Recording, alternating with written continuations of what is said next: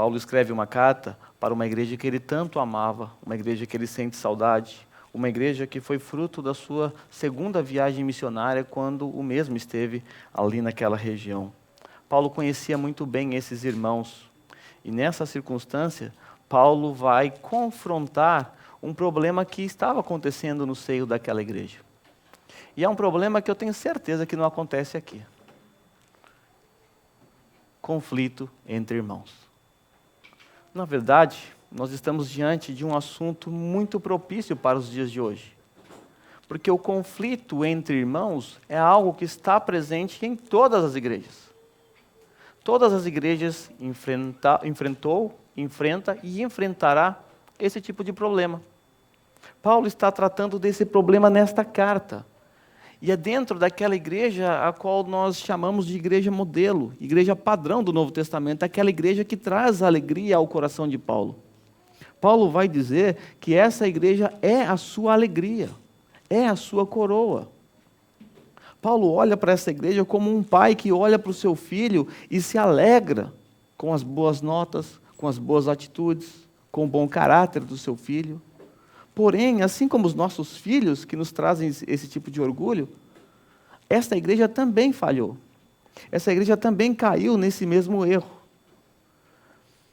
Esse problema é tão sério que estava presente em todas as igrejas do Novo Testamento. Não é um problema exclusivo da nossa igreja, mas é um problema que está presente em todas as igrejas. Veja o que o apóstolo Paulo diz em Colossenses, capítulo 3, versículos 12 a 14. Portanto, como povo escolhido de Deus, santo e amado, revistam-se de profunda compaixão, bondade, humildade, mansidão e paciência. Suportem-se uns aos outros e perdoem as queixas que tiverem um contra os outros. Perdoem como o Senhor lhes perdoou. Acima de tudo, porém, revistam-se do amor, que é o elo perfeito, e que a paz de Cristo seja o juiz em seu coração, visto que vocês foram chamados para viver em paz como membros de um só corpo. Na igreja de Colosso, havia esse problema. Havia desunião, havia discórdia entre irmãos, havia falta de perdão. E Paulo diz, perdoem como o Senhor vos perdoou. Isso nos faz lembrar da oração do Pai Nosso. Perdoa-nos assim como nós perdoamos os nossos irmãos. A igreja de Jerusalém também enfrentou esse problema. Tiago escreve lá no capítulo 4, versículo 11, assim: irmãos, não falem mal uns dos outros. Quem fala contra o seu irmão ou julga o seu irmão, fala contra a lei e a julga. Quando você julga a lei, não está cumprindo, mas está se colocando como juiz. Olha a seriedade que é falar mal do meu irmão, atacar o meu irmão. É se colocar acima da própria lei de Deus. Na Galácia, Paulo enfrentou problemas semelhantes. Paulo diz lá em Gálatas, capítulo 5, versículo 13 e 15, e depois o versículo 16. O versículo 13 e 15, ele antecede aquele trecho em que Paulo vai tratar das obras da carne, e depois o fruto do Espírito. Então, esse trecho que eu vou ler está conectado, está aqui antes desse trecho das obras da carne e fruto do Espírito, e o versículo 26, ele vem depois.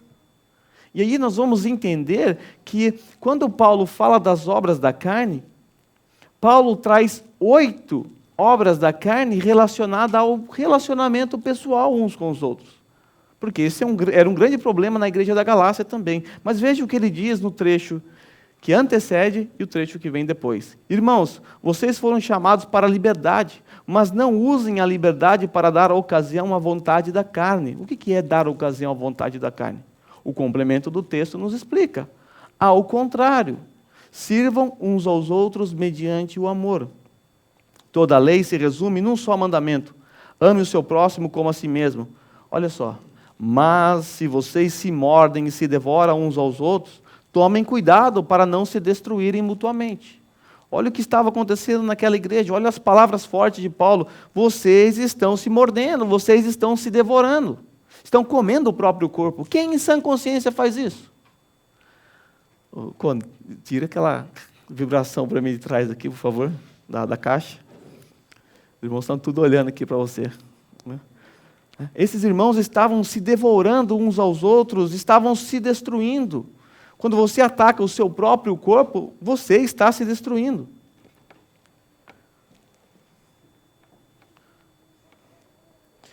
O versículo 26 diz assim: não sejamos presunçosos, provocando uns aos outros e tendo inveja uns dos outros. Perceba, as obras da carne e o fruto do Espírito está como que um sanduíche. O que Paulo acaba de falar aqui é que, por causa dessas divergências, dessas dificuldades na igreja, os irmãos estavam se devorando uns aos outros. Isso é uma prova de que não havia fruto do Espírito em alguns desses irmãos. Depois eu vou entrar nesse texto. Efésios capítulo 4, versículo 3, lá na igreja de Éfeso, nós também encontramos conflitos entre irmãos. Paulo diz assim: façam todo o esforço para conservar a unidade do Espírito pelo vínculo da paz. Não é que não havia unidade naquela igreja, porque a unidade ela já existe no corpo de Cristo. Foi o próprio Deus que uniu a igreja. E nesse contexto de Éfeso, quando você lê o capítulo 2, você vai ver que Deus, ele ajuntou num único lugar, num único ambiente, pessoas de tipos diferentes. Lá em Éfeso, em todas as igrejas do Novo Testamento, era comum a presença de judeus e gentios. E judeus e gentios eram povos que não se bicavam, não se davam bem. E Paulo, lá no capítulo 2, vai falar que Deus pegou esses dois povos e deles fez um único povo. Pessoas totalmente diferentes, distintas. E agora essas pessoas, esses irmãos dessa igreja, lá no capítulo 4, são exortados para se esforçar para conservar essa unidade que já existe pelo Espírito, pelo vínculo da paz.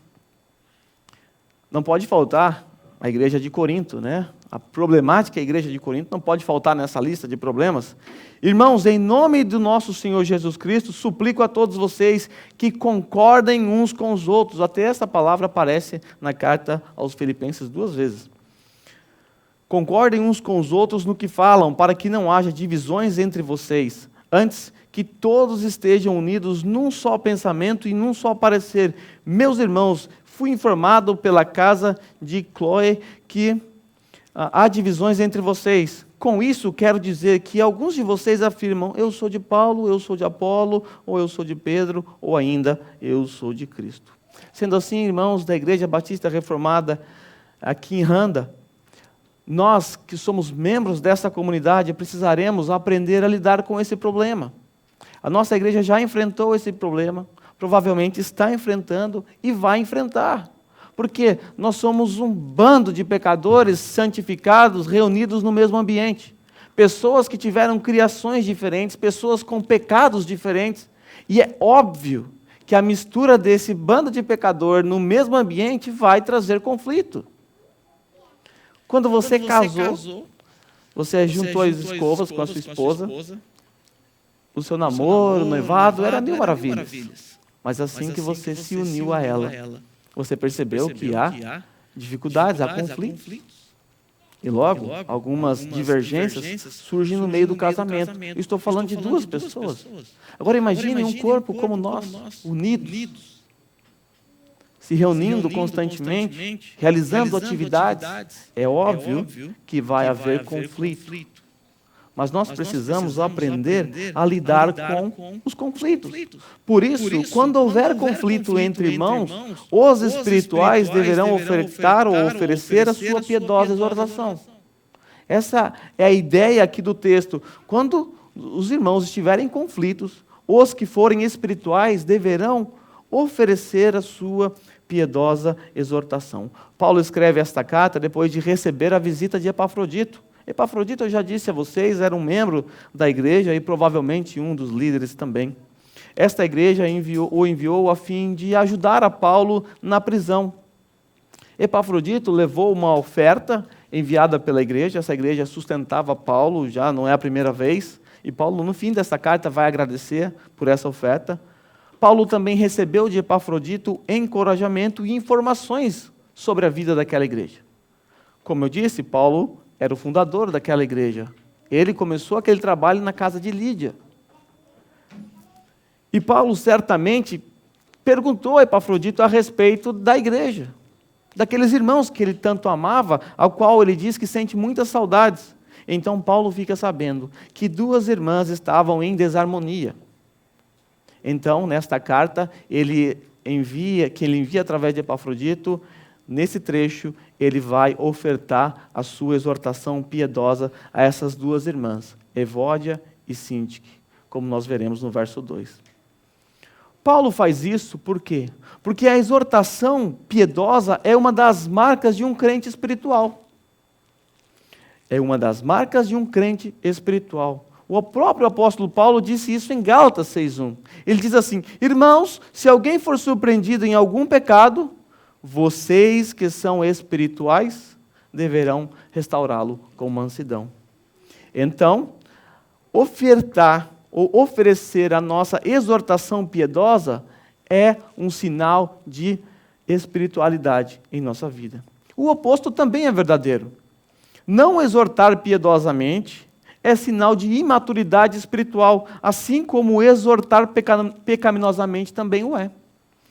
Guarde isso em sua mente. Existem dois tipos de exortação. Dois tipos, com dois P's para facilitar a memorização. A exortação piedosa e a exortação pecaminosa. Não existe meio termo. Ou a sua exortação é pecaminosa ou é piedosa. A exortação piedosa ela é marcada pelo desejo de restaurar. É o que está escrito em Gálatas 6:1.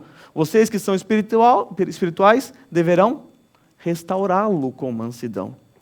Então a exortação piedosa é marcada por esse desejo. O desejo de ganhar o irmão, de restaurar o irmão. E logo vem à mente Mateus capítulo 18. Se teu irmão pecar contra ti, vai a sós com ele. Se ele ouvi-lo, ganhaste o teu irmão. Se ele não ouvir, leve 2 ou 3 testemunhas. Se ele ouvir, ganhaste o teu irmão. A intenção de uma exortação piedosa é sempre restaurar o irmão. Não colocar o irmão no fundo do poço. Então devemos restaurar o irmão com mansidão. Mansidão está na lista do fruto do Espírito. Já a exortação pecaminosa, ela é marcada pelo desejo de destruir o próximo com, agora eu vou usar antônimos de mansidão, braveza, aspereza, maldade, cólera, fúria, crueldade, grosseria, rudeza, rispidez. Exortação pecaminosa visa destruir o irmão. E a ferramenta usada para destruir o irmão é a braveza, a aspereza, a maldade, a cólera, a fúria, a crueldade, a grosseria, a rudeza, rispidez e etc. Sabemos que nós temos a responsabilidade de oferecer a nossa exortação piedosa a irmãos em conflito. E Paulo, nesse trecho, nos apresentará 3 passos de como nós devemos fazer isso na prática, porque, afinal, é isso que interessa. Se vamos ter conflitos no nosso meio, como provavelmente temos, nós, os que somos espirituais, precisamos aprender a lidar com isso. Paulo, então, vai nos dar alguns passos. O primeiro passo que nós devemos fazer é preparar o terreno. O primeiro passo é você preparar o terreno antes de lançar as sementes da exortação piedosa. Temos que preparar o terreno. E daqui nós vamos extrair uma sabedoria das Sagradas Escrituras. Como nós devemos chegar no irmão? Como? Paulo vai nos mostrar isso. No versículo 1 aqui, de capítulo 4, versículo 1, nós temos tanto uma conclusão do capítulo anterior como a introdução deste novo. A palavra, portanto, que aparece aqui, ela é uma conjunção coordenativa que indica a conclusão de uma ideia anterior e uma preparação para uma nova ideia. Por isso, no sermão passado, eu terminei com esse versículo e agora vou começar com esse. Paulo termina a sessão anterior e ele se prepara para a próxima sessão. Paulo diz: meus irmãos. O apóstolo Paulo, ele vai ofertar a sua exortação piedosa a esses de Filipos porque eles são seus irmãos. Eles foram colocados no corpo de Cristo. Esta é a razão pela qual nós devemos ofertar a nossa exortação piedosa. Porque vocês são meus irmãos, eu tenho responsabilidade de exortá-los. Porque vocês são meus irmãos, ou vocês também têm responsabilidade de ofertar a sua exortação piedosa. Essa exortação, ela não foi somente para essas duas irmãs, Evódia e Síntique. Mas essa exortação, ela resvala em toda a igreja e liderança de forma velada. Porque, ao que tudo indica, esse era um problema muito antigo naquela igreja. Evódia e Sintique já estavam em desarmonia há um bom tempo. E isso estava trazendo tristeza à igreja, estava minando a alegria da igreja.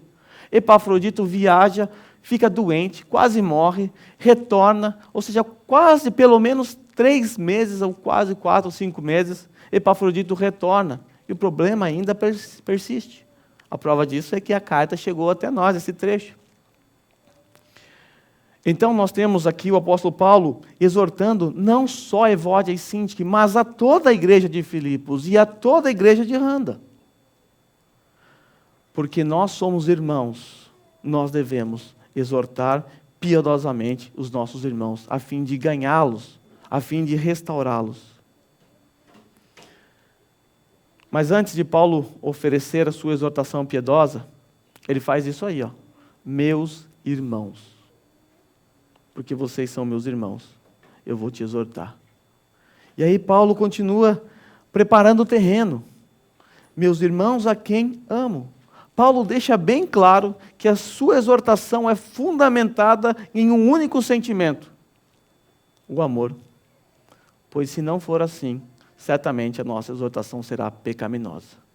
Se a nossa exortação não for fundamentada no amor, certamente, sem sombras de dúvidas, a nossa exortação é pecaminosa.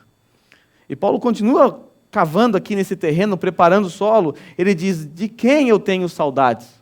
Paulo já disse isso no capítulo 1, versículo 8, evocando Deus como testemunha de como ele sente saudades daqueles irmãos. Olha, eu amo vocês, vocês são meus irmãos, eu sinto saudades de vocês.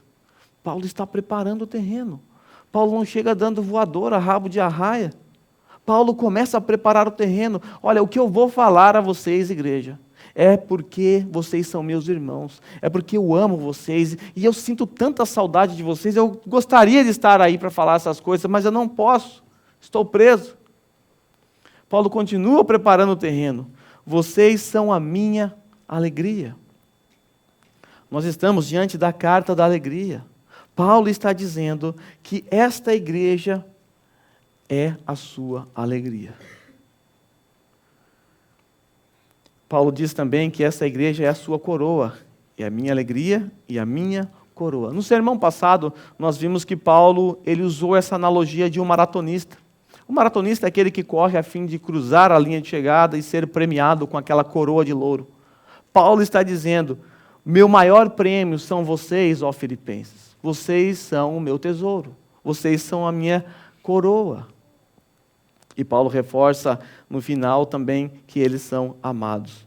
Permaneçam assim firmes no Senhor, ó amados. Ou seja, pelo fato de serem meus irmãos, pessoas que eu amo, que eu sinto saudade, pelo fato de vocês serem a minha alegria, meu prêmio, eu não posso deixar de ofertar a minha exortação piedosa. Nós temos a responsabilidade de exortar, porém, não devemos nos esquecer que a nossa exortação deve ser piedosa. O nosso único objetivo em ofertar a nossa exortação é ver o nosso irmão restaurado. Se assim não for, a sua exortação é pecaminosa. Com isto, Paulo prepara os corações dos seus receptores para receber essa exortação que será feita no verso seguinte. Mas por ora, nós aprendemos que uma exortação piedosa é fundamentada no amor para com o meu irmão.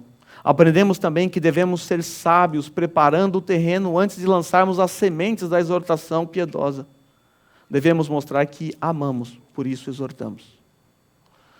Algumas vezes, quando eu quero falar com alguém, e a gente tem que mandar texto às vezes, e é muito ruim mandar texto, porque texto pode ser mal interpretado, né? Às vezes a pessoa fala: você não chegou ainda? E a pessoa entende que você está bravo com ela, né? Nem foi essa a intenção. E a pessoa responde bravo, aí você não entende, responde bravo, e aí começa o conflito.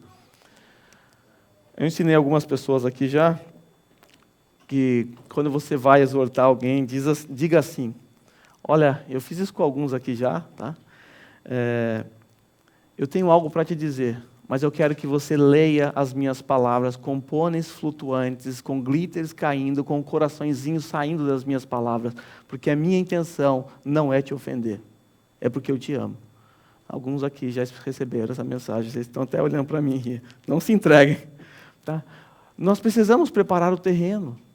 Porque É natural nosso nos defendermos quando nos sentimos atacados. E quando eu sou confrontado, é natural. Eu logo vou levantar o meu escudo, pegar a minha espada. O que é? Vai encarar? É natural, é assim com todo mundo, eu tenho certeza. E quando alguém chega preparando o terreno dessa forma, na hora nós abaixamos o escudo, abaixamos a guarda e recebemos. Por quê? Porque nós sabemos que quem está falando porque nos ama e quer o nosso bem. Então Paulo, ele usou essa sabedoria, ele prepara o terreno, ele ara a terra, agora ele lança as sementes. Agora que Paulo preparou o terreno, vejamos como ele lançou as sementes da exortação piedosa. Está lá. O segundo passo é exortando. O primeiro passo, preparando o terreno. O segundo passo, a exortação propriamente dita. Não adianta preparar o terreno, rasgar seda, dizer que ama a pessoa e depois não exortar. Não adianta. A exortação tem que ocorrer. Se o seu irmão está em pecado e você é espiritual, ou seja, dentro do contexto de Gálatas, se você tem em sua vida o fruto do Espírito, que está presente aqui nesse trecho aqui, toda hora vai aparecer o fruto do Espírito aqui. Um deles é um dos gomos aqui. Se você é espiritual, você tem que fazer a exortação. Por quê? Porque você quer restaurar o irmão. Aí no versículo 2 nós temos a exortação propriamente dita. Paulo diz, o que eu rogo a Evódia e também a Síntica é que vivam em harmonia no Senhor. Na verdade, na Almeida e até mesmo no grego, nós lemos assim, rogo a Evódia e rogo a Síntica. A NVI também dá a entender isso, mas ela colocou apenas um rogo aqui, mas no grego você tem um para cada irmã.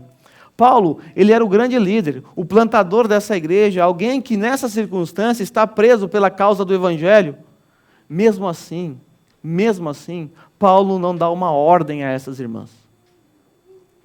E Paulo roga, ele suplica a essas irmãs que façam o quê? Que se harmonizem no Senhor. Nós não sabemos muito a respeito dessas irmãs, nem sabemos o que aconteceu com elas, por que elas se separaram, mas nós sabemos que elas eram pessoas influentes naquela igreja. Eram irmãs que Paulo diz no próximo versículo, que serviram lutando com Paulo na causa do Evangelho, juntamente com os seus companheiros. Mas que agora, nessa circunstância, por alguma razão que nós desconhecemos, elas não estavam mais se bicando. Se desentenderam. E isso estava minando a alegria daquela igreja. Porque um ambiente dividido é um ambiente que você não vê a presença da alegria.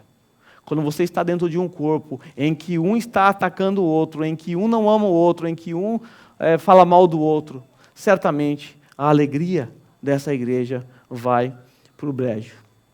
Paulo diz então, eu rogo a Evódia e rogo a Síntique, pensem concordemente no Senhor, ou NV, vivam em harmonia. O que Paulo está pedindo a essas irmãs não é uniformidade.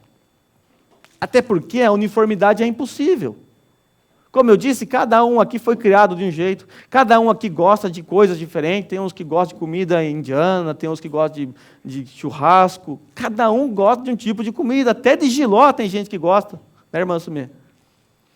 Cada um tem o seu gosto, o seu estilo de vida, foi criado de uma forma.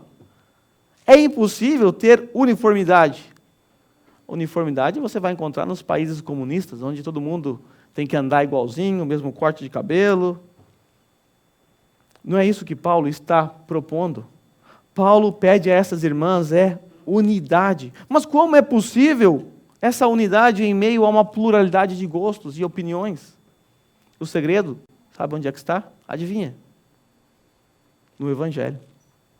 Paulo diz assim, vivam em harmonia no Senhor. O que essas irmãs precisam fazer é se sintonizar na mesma frequência do Evangelho.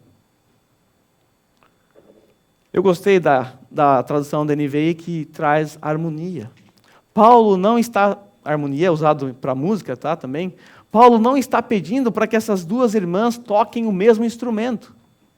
Isso seria uniformidade.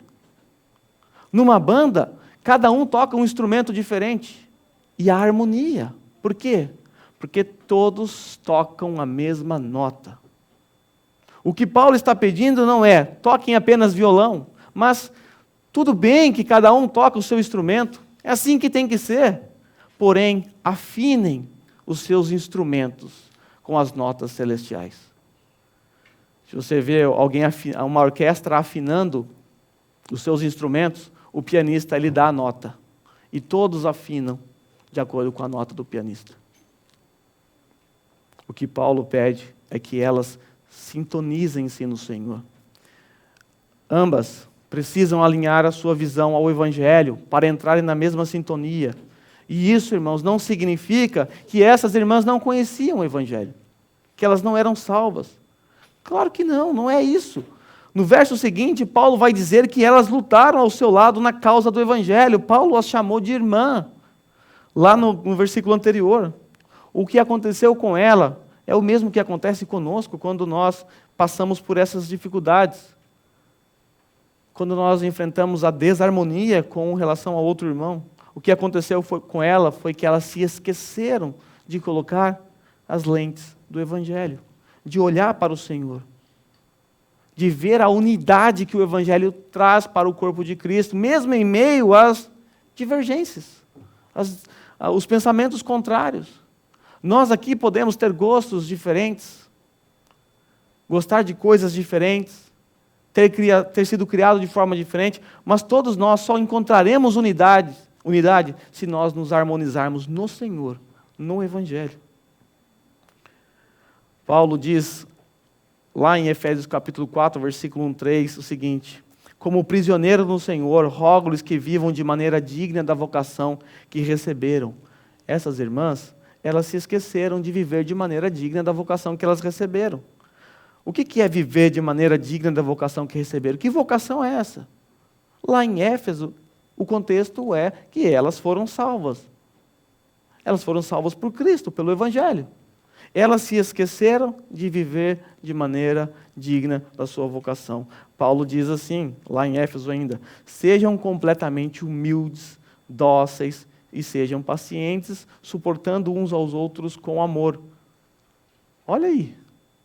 O que faltou para aquelas irmãs, certamente foi humildade, ser dócil uma com a outra, paciência, não suportar uma a outra com amor. Aí Paulo diz, façam todo o esforço. O texto que nós lemos, nós temos que nos esforçar.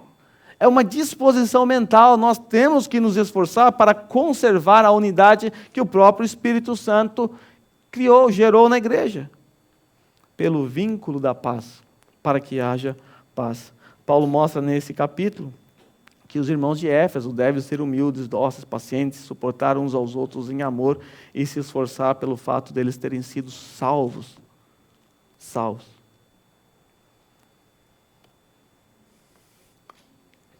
Terceiro passo, pedir ajuda. O terceiro passo consiste em recorrer a outros irmãos espirituais para que possam ajudar a dissolver o conflito. Algumas vezes o conflito vai fugir do nosso controle. Às vezes uma pessoa não consegue resolver o conflito. Nessa circunstância, Paulo não podia ir lá. Paulo envia a carta e pede ajuda a um irmão, a um companheiro que está lá em Filipos. Mas o detalhe, nós devemos pedir ajuda para outra pessoa espiritual. Porque se você chama um irmão não espiritual, isso não vai te ajudar em nada. Esse irmão só vai cooperar ainda mais para que o irmão que precisa de confrontação caia em pecado. Por quê? O que ele vai ouvir? O que ele vai ouvir de alguém que não é espiritual? Vai ouvir tudo que está relacionado com as obras da carne em Gálatas, capítulo 5. Maledicência, ódio, ira. Então, leve consigo alguém espiritual. Paulo diz aí, sim, e peço a você, leal companheiro de jugo, que as ajude, pois lutaram ao meu lado na causa do Evangelho com Clemente e os demais cooperadores. Os seus nomes estão no livro da vida. Então, algumas vezes nós precisaremos recorrer à ajuda de outros irmãos, para assim exortar alguém que está em pecado. Sobretudo, alguém obstinado E aqui nós temos o texto de Mateus capítulo 18. Lembra? Se teu irmão pecar contra ti, você vai a sós, depois leva 2 ou 3 testemunhas, depois leva à igreja. Às vezes é preciso a ajuda. E essas pessoas que você leva como testemunha, essas pessoas estão ali para ajudar a ganhar o irmão. Então não leve pessoas que não são espirituais para ajudar você a resolver esse conflito. Isso certamente vai trazer mais conflito. Geralmente, irmãos se unem para semear mais discórdia, ao invés de se unir para desfazer a discórdia. E quando alguns irmãos se reúnem para falar do outro, brotam discórdia, difamação. Nós devemos nos unir como o corpo de Cristo para restaurar os nossos irmãos. Tem uma expressão no Brasil que nós usamos, é como dar um tiro no pé. O que é dar um tiro no pé? Quem aqui em sã consciência faria isso? Quem aqui em sã consciência pega aí uma faca e fica se machucando? Vocês fazem isso? Se vocês fizerem, procure um médico. Você tem aquela unhinha, aquele pezinho, aquele dedinho do pé lá, pequenininho, feinho, que só serve para nascer unha feia e bater na quina, na mesa. Quando você está com esse dedo feio, que parece que não serve para nada, machucado, você não o protege? Você não toma cuidado para não bater em outro lugar, na mesa, na cadeira? Por que você se preocupa com um dedinho tão feio que parece que não serve para nada? Sabe por quê? Porque se você o machucar, vai doer no seu cérebro. Se você estiver com essa unha encravada, infeccionado, inflamado, e você derrubar um copo em cima, você vai pular igual um saci, porque vai doer na sua alma. É assim que nós devemos olhar para o corpo de Cristo. O Senhor uniu pessoas diferentes para atuar em áreas diferentes. Talvez você ache, nessa história toda eu devo ser esse pezinho, mas você é importante. E todo o corpo deve olhar por você, olhar para você e cuidar de você. Devemos cuidar de todos.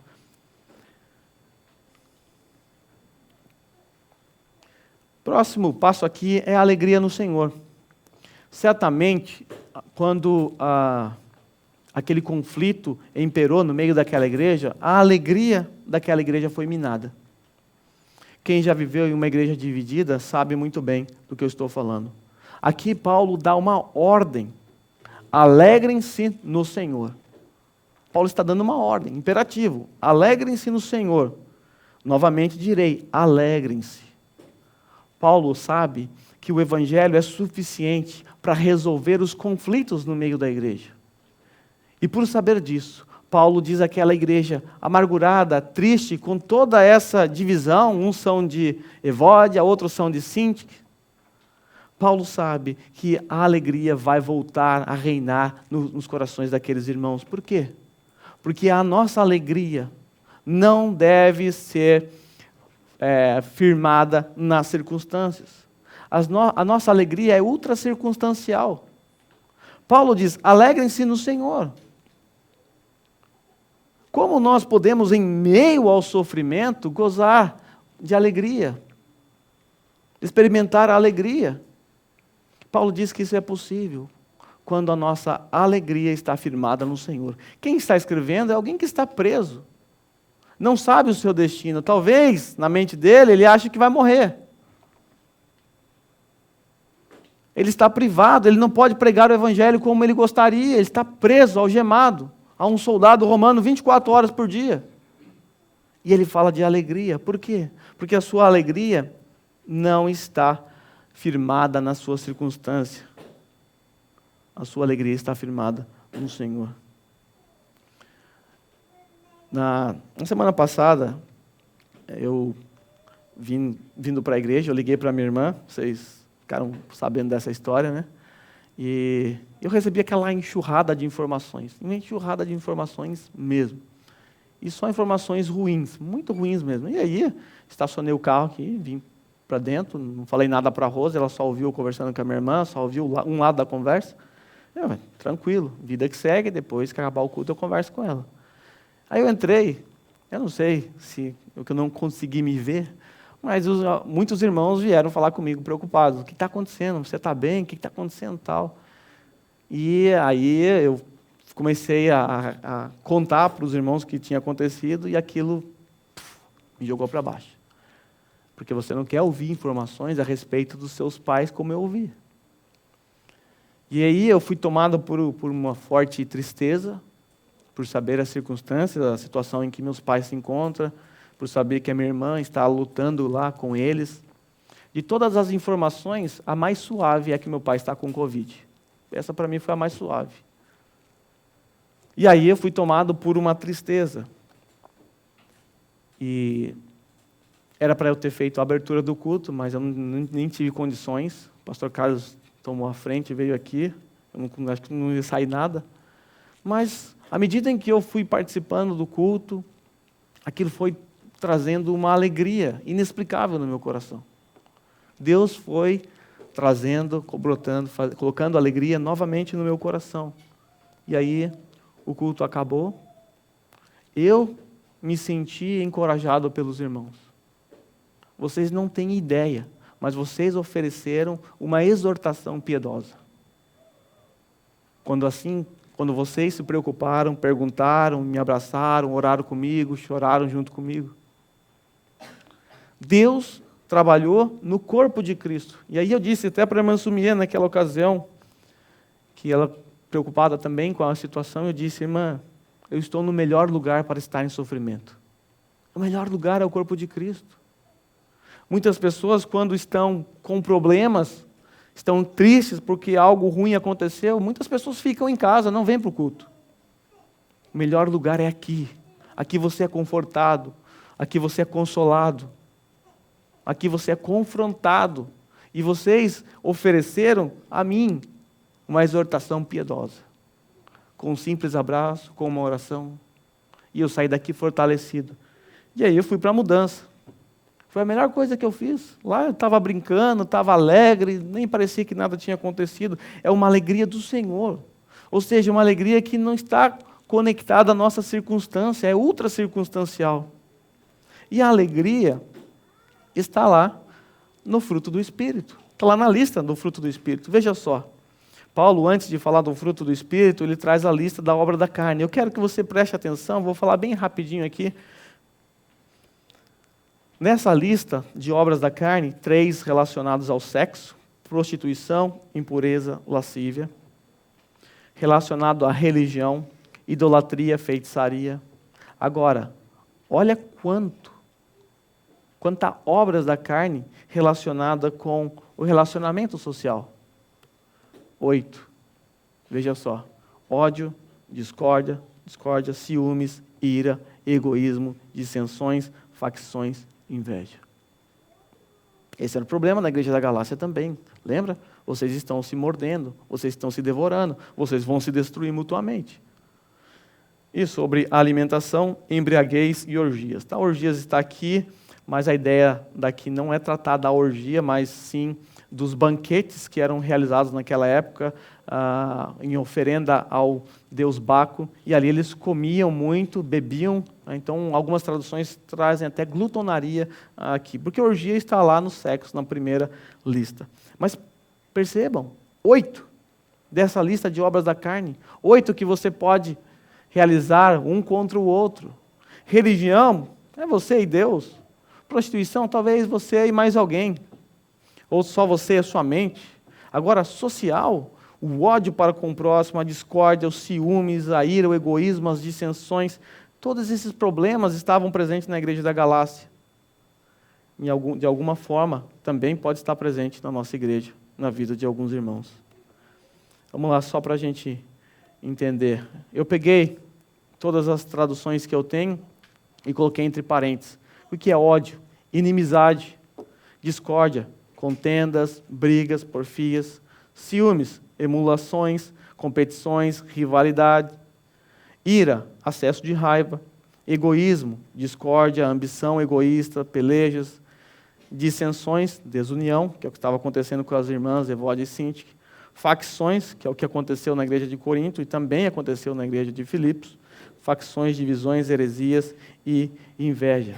Então Paulo traz essa lista e depois Paulo traz o fruto do Espírito, que também pode ser dividido em 3, 3 e 3. Deus, amor, alegria e paz. O amor que vem de Deus para conosco, o amor que Deus coloca nos nossos corações para com os nossos irmãos, a alegria que está no Senhor e a paz produzida pelo próprio Deus. Por isso eu posso ter paz com vocês, porque Deus, em Cristo Jesus, Ele fez a paz comigo e com o Pai. Social, longanimidade, benignidade, bondade. Isso para nós, fidelidade, mansidão e domínio próprio. Perceba? Esse fruto do Espírito, com seus desdobramentos, interfere diretamente no nosso relacionamento. Se eu não tenho paciência, se eu não tenho amor, se eu não tenho bondade, se eu não sou alguém fidedigno, se eu não sou manso no meu falar, se eu não tenho domínio próprio, adivinha o que vai acontecer? Conflito. Mas o Deus do amor nos traz alegria e nos oferta a paz. É possível ter a paz uns com os outros. Para isso é preciso nos sintonizarmos, afinar os nossos instrumentos ao Evangelho. E aí nós temos o amor revelado. Versículo 5, Paulo diz: seja a amabilidade de vocês conhecida por todos, perto está o Senhor. Paulo agora fala do amor. Seja o amor de vocês conhecido por todos. Que as pessoas, ao olharem para vocês, vejam amor presente dentro dessa igreja. É muito triste mesmo, quando os incrédulos olham para a igreja e veem uma igreja totalmente desunida, totalmente rachada. Uma igreja que os membros não se amam, que os membros não se preocupam uns com os outros, que os membros, na verdade, nem são discípulos de Cristo. Jesus disse lá em João capítulo 13, 34 e 35, um novo mandamento lhes dou, amem uns aos outros. Como eu os amei, vocês devem amar uns aos outros. Com isto, todos saberão que vocês são meus discípulos, se vocês amarem uns aos outros. Se vocês amarem uns aos outros, todos saberão que vocês são meus discípulos. Jesus fala, como eu vos amei, eu dei o exemplo, eu sou o mestre de vocês. O que um discípulo faz? Um discípulo é Ctrl-C, Ctrl-V do seu mestre. Ele imita o seu mestre. Jesus deu o exemplo, ele nos amou. E agora ele pede para os seus discípulos, nós aqui também amamos uns aos outros. Se assim o fizermos, a nossa amabilidade será conhecida por todos. E não se esqueça, o Senhor está perto. Paulo está evocando a presença do Senhor. Aqui os comentaristas se dividem em se será que Paulo está tratando da onipresença do Senhor ou se é do escatom, da escatologia, do porvir. Eu particularmente entendo pelo final do capítulo 3 que realmente está falando da volta do Senhor Jesus Cristo, mas isso fica para discussão entre os comentaristas. O fato é, o Senhor é o alvo final de tudo. Nós devemos amar uns aos outros por causa do Senhor, por causa do Evangelho. Paulo centra toda a sua exortação no Evangelho. Então nós aprendemos com o apóstolo Paulo que nós devemos, por sermos espirituais, ofertar a nossa exortação piedosa. E como nós fazemos isso? Preparando o terreno. Mostrando ao nosso irmão que vai receber a nossa exortação, que nós faremos essa exortação porque amamos, porque queremos o bem dele, porque estamos preocupados com o seu bem-estar. E depois, então, temos que oferecer a nossa exortação piedosa. Se nós não conseguirmos resolver esse problema sozinho, devemos pedir ajuda de outros irmãos espirituais. E Paulo também nos mostra que a alegria deve estar presente na nossa igreja, porque a nossa alegria é ultra circunstancial. Ainda que as divisões, os conflitos minem a nossa alegria, nós devemos nos lembrar que a nossa alegria está firmada no Senhor, e se esses irmãos em conflito se ajustarem ao Evangelho, então o conflito cessará. Paulo diz também que nós devemos amar os nossos irmãos, e com isso daremos a demonstração de que somos discípulos do nosso Senhor Jesus Cristo, porque Ele nos amou primeiro. Que Que o Senhor Jesus nos ajude aqui, como igreja em Randa, a vivermos unidos, sintonizados ao Evangelho. O que a Bíblia exige de nós não é uniformidade, mas unidade, que já foi dada pelo Espírito Santo. Nós só precisamos nos esforçar. Como nós nos esforçaremos? Amando uns aos outros, tendo paz uns com os outros, evitando as obras da carne, maledicências, ira, raiva, criando contendas. A pior coisa que podemos fazer é gerar contenda entre irmãos. Esta é a pior desgraça para uma igreja. É literalmente dar um tiro no pé. Literalmente dar um tiro no pé. Eu até gostaria de colocar a foto de todos os membros dessa igreja para você olhar para cada um deles e saber que esses aqui são seus irmãos e que vocês, assim como eu, temos a responsabilidade de ofertar a nossa exortação piedosa quando esses precisarem. Nós, por vezes, seremos os espirituais da história, que ofereceremos a nossa exortação, mas haverá momentos em que eu precisarei da exortação piedosa de vocês. E vocês farão o quê? O que nós faremos? Eu quero que você pense agora em algum irmão que você sabe aqui, que está passando por problema, esfriamento espiritual, distanciamento. Quero que você pense nesse irmão agora. E ore ao Senhor, primeiramente pedindo perdão a Deus, porque você não foi ter com Ele. Você não ofereceu a sua exortação piedosa. Também pense nas exortações pecaminosas que você fez. Quando o seu único objetivo era humilhar o irmão, colocar o irmão para baixo. Quando o amor não estava presente nas suas intenções ao exortar um irmão. Com isso em mente, eu quero chamar os irmãos aqui, nós vamos cantar o hino 566.